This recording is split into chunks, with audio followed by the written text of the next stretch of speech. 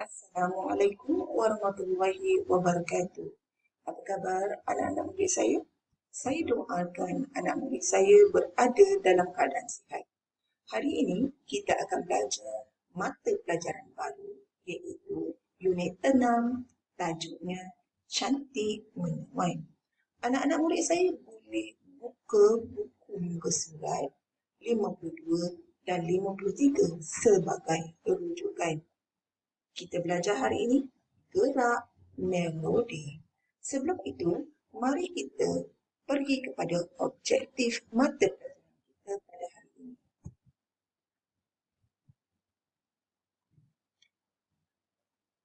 Murid boleh melakukan pergerakan bagi melodi menaik, mendatar dan menurun dengan betul.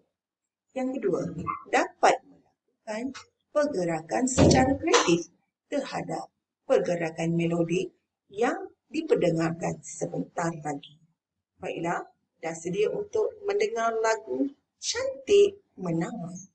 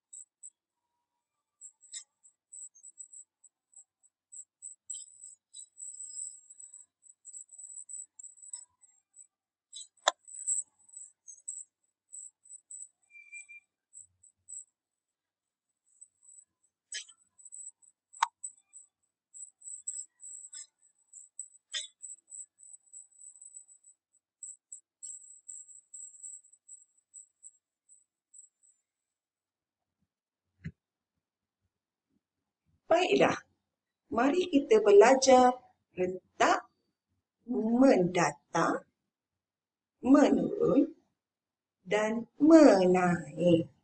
Tengok ya. Menaik, mendatar dan menurun.